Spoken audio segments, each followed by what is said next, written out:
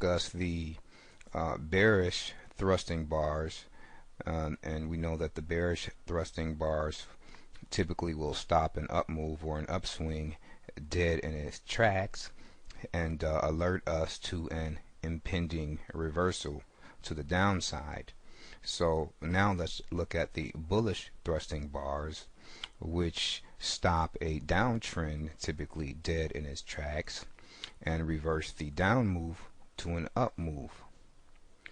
Now, when we talked about the bearish thrusting bars in the last section, we talked about how we wanted to either see higher volume on the down thrust bar, or we want to see operator involvement.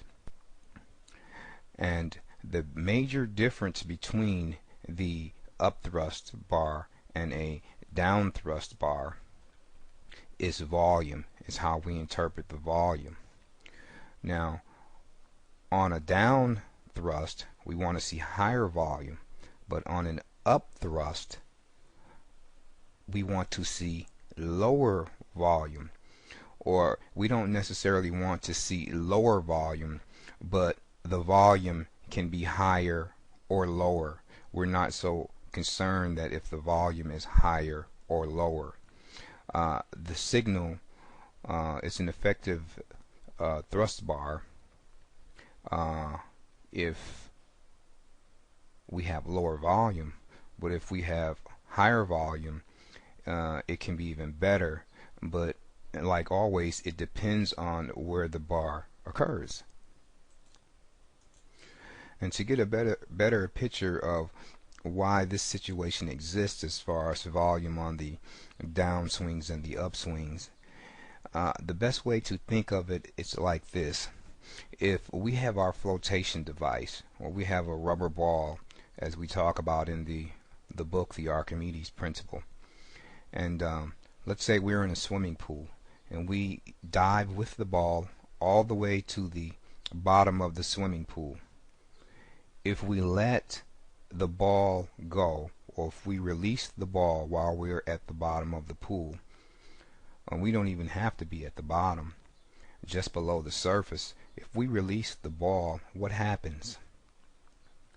That's right, the ball will rise to the surface automatically without any additional force or power on your part. And that's the principle of buoyancy.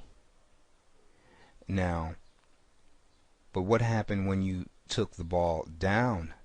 You had to exert some force. You had to pull the ball down with you. In other words, you had to increase the force of gravity. So let's just say you dived in the pool here. It takes force. You have to pull. You have to pull the ball down to here. Now you're at the bottom of the pool. If you release the ball at the bottom of the pool, you don't need to have higher volume. You had the higher volume on the way down, which is the increase of the force of gravity, but on the way up, you don't have to increase force. The force will automatically be there. And these are the principles of buoyancy and gravity and how they interact. And these principles apply to the stock market, the currency markets, and everything outside of markets.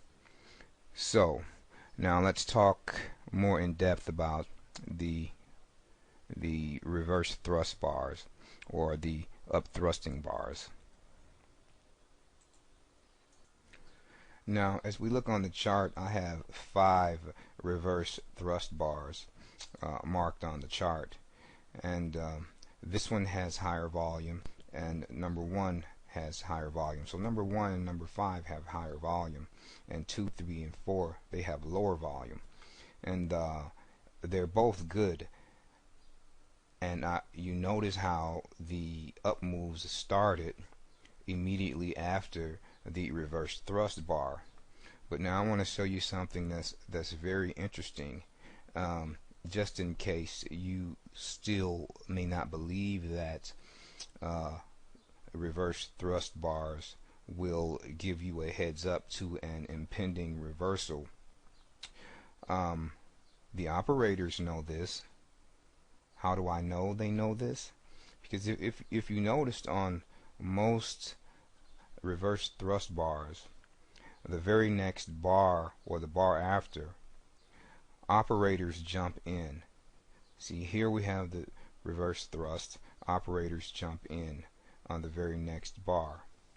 And number 2 here, we have the reverse thrust. Operators jump in on the very next bar. Here at number 1, we have the reverse thrust, and operators jump in on the very next bar. Here we have the reverse thrust, but key thing, this is a reverse thrust, but look how far it went up. And so it went up not quite to resistance, but at least 60 or 70% of the way up there. And but this is a public bar. The public was in on this upthrust bar or reverse thrust bar, but on the next bar, no operators. See, the interplay between operator and public is equivalent to predator and prey.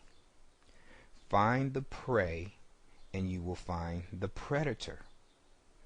Find the prey, which is you, me, and all of us smaller traders who are not multi-million-dollar hedge funds and things like that. Okay, so find the herd and you will always find the predators.